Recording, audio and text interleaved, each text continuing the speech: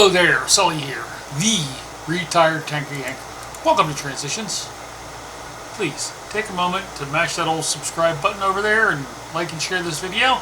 And if you do, I'll see to it that you are rewarded with a great deal on some prime New York City real estate. Okay, what am I doing up at this ungodly hour? Well, I am an early riser. It's hard to break the old habits I had from my trucking career, even though I've been retired for more than 3 years now. I still see 4 a.m. just about every day. I will be leaving for my daily workout at the Y Pool shortly. Just a quick update, I have lost a total of 78 pounds? Yeah, 78 pounds. I weighed in this morning at 142. So that means 42 more pounds to go, or 242. Excuse me. I wish I weighed 142. 242. Which means I got 42 more pounds to reach my goal of 200 pounds. And then, of course, that's not carved in stone either. But I'm still losing. Feeling better every day. Enough of that. When I do wake up, the first thing I probably do is check my email. And I did so today, and boy, did I get a spam email that was just too good not to share with you. Now, I'm sure you're all familiar with that old expression. If you believe that, I have a bridge to sell you. I personally like to take it a step further. When I hear someone say, for instance, someone like Nathan Thompson or Eric Dubé spouting their flat earth nonsense with an extra helping of Dunning-Kruger, I usually leave a comment on that video to the effect of, not only has he bought the Brooklyn Bridge, he insists on bragging about the great deal he got on it. What I'm trying to say is, these people are just too embarrassed to admit that they've been swindled, and so feel a need to justify their actions. And yes, I promised never to do a flat earth video again. This is not about that. It's about being swindled. So why am I making this video? Well, it's about an email I got from Nancy Pelosi. Okay, being the socialist libtard that I am, I get lots of emails from left-wing groups, usually asking me to sign a petition or write my congressman, and usually ending up with a request to send money. But this email popped up in my spam folder. Red flag number 1. Now, I've gotten emails from the House Speaker before, and like most of you, I am not really a member of her fan club, but I don't dislike her. Again, not the point. It stated that I was being sent this email at random. There were spelling, grammatical, and syntax errors, which I never found in any previous emails Ms. Pelosi had sent me. Red flag number 2. Now, my IP is Xfinity, which is from those nice folks at Comcast. Okay, for all the rhetoric about lousy customer service, Comcast is usually pretty good to me, which I guess speaks volumes about internet providers in general, I guess. Anyway, as I read the email, it didn't take a Steve Jobs to figure out that it was a scam. Here's the email I got. It is from Nancy Pelosi at missing mailbox. 2. Undisclosed recipients at missing domain, missing domain. Yep. Coronavirus relief and economic impact payments. I am using this medium to disseminate important information about your email address that has been randomly selected for your 2021 COVID-19 government relief fund payment with a new stimulus package that has been approved by President Joe Biden and the U.S. Congress for immediate payout to U.S. citizen and foreign immigrants. Am I the only one to find something a little bit wrong with the syntax of that paragraph? The COVID-19 relief fund of $1,500,000. Yep, that much. United States is only available to those who lose their job due to COVID-19 at no fault of their own, or those that have been laid off from their place of work with a definite date to return to work because of the global pandemic. Hey buddy, have you ever heard of a comma?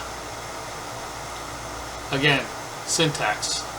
The fund is also available to retired individuals, self-employed, and gig worker, payment processing will undergo gradual identity verification in order to have access to the available payout options for government relief fund, yada, yada, yada. Again, syntax error, grammar error.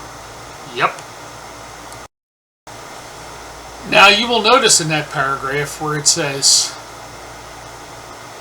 payout option for government relief fund and economic impact payments, which payout options is via Go Program, MasterCard, or direct deposit into bank account. So they're going to send you something that they can steal, or probably want your bank account number, routing number, which is one thing that a lot of scam emails ask for. Hey, send us your bank information. This is not a scam. Yeah, right.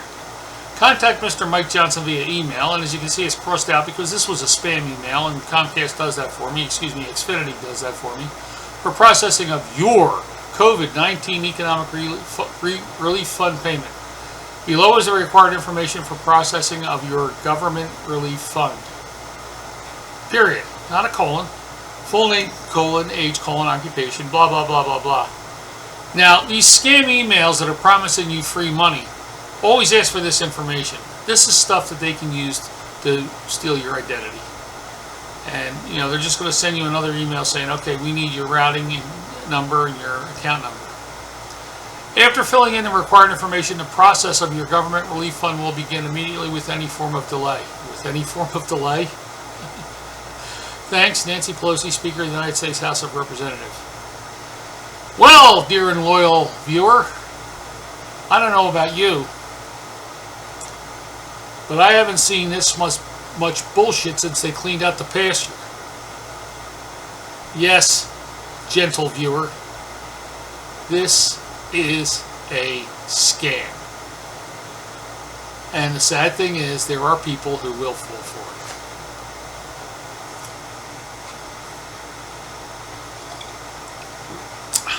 So I got to thinking.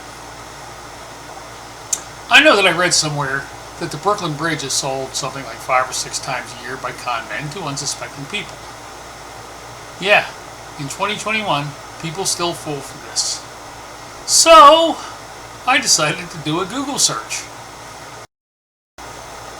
I simply went to the Google search box on my homepage and typed in, how often is the Brooklyn Bridge sold?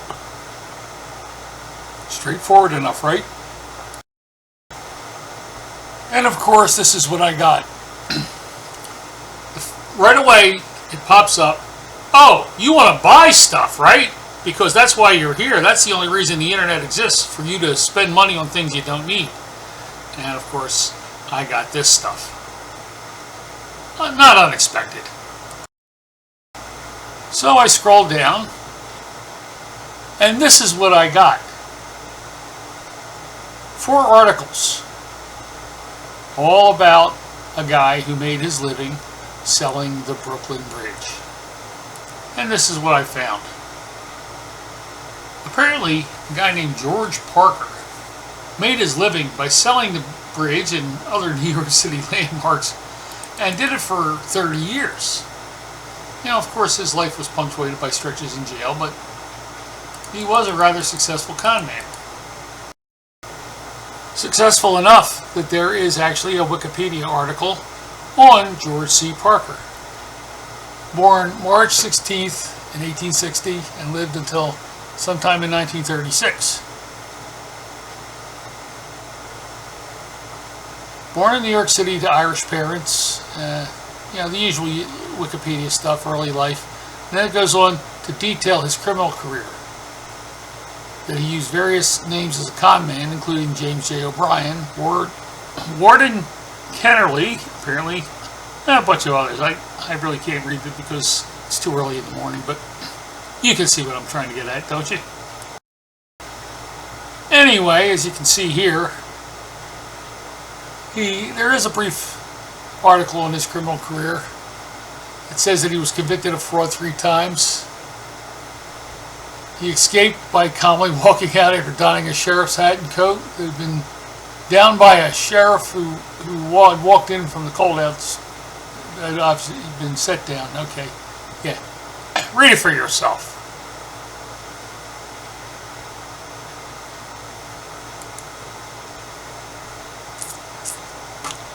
I think you can see what I'm getting at here.